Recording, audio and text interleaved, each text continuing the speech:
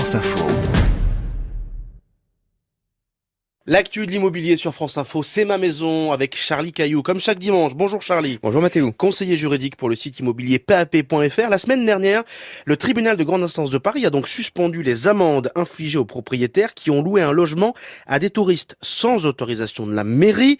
Charlie, que signifie cette suspension des amendes? Est-ce que les propriétaires condamnés n'auront pas à payer? Alors c'est pas tout à fait ça. Le TJ de Paris a suspendu les procédures, il les a gelées, mais il ne les a pas annulées. Pour l'instant, on ne sait pas s'ils devront payer ou pas. En tout, ce sont 2,1 millions d'euros d'amendes qui ont été distribuées l'année dernière à Paris. Alors, c'est un dossier complexe, tâchons d'être clairs. En plus, il y a plusieurs épisodes. Pourquoi d'abord cette suspension des amendes? Eh bien, le tribunal de grande instance, qui était saisi du cas d'un propriétaire fautif, a sursis à statuer, c'est-à-dire qu'il a réservé sa décision. Il ne se prononcera qu'une fois que la Cour de justice de la Communauté européenne répondra à la question suivante: le dispositif national de lutte contre les locations touristiques est-il conforme ou non aux règles européennes qui prévoient la libre circulation des services?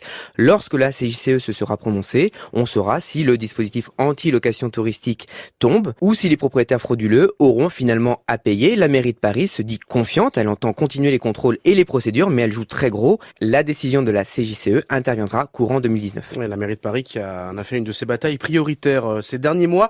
Rappelez-nous ce que prévoit justement ce dispositif anti-location touristique. Alors il prévoit que les mairies des grandes villes puissent imposer un changement d'usage du local. En gros, il faut transformer le logement en local commercial. Alors deux solutions: acheter un titre de commercialité qui représente plusieurs milliers d'euros, ou transformer en logement un local commercial que l'on possède dans le même quartier.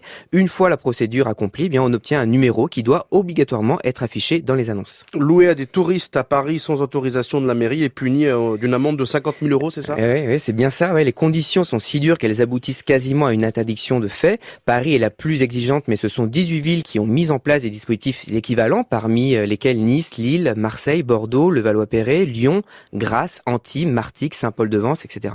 Ce que vous venez d'expliquer, Charlie, concerne les propriétaires qui destinent intégralement un logement à la location touristique. Est-ce qu'il existe tout de même une exception pour les personnes qui louent de manière exceptionnelle? Alors oui, les personnes qui louent leur résidence principale, et j'insiste sur ce point, c'est leur résidence principale, moins de 120 jours par an, n'ont pas à effectuer de changement d'usage, mais ces personnes ne sont pas exemptées de toute démarche. Elles doivent télédéclarer chaque location sur un site dédié de leur mairie, sinon elles risquent elles aussi une amende. Merci, Charlie Cailloux. Une amende.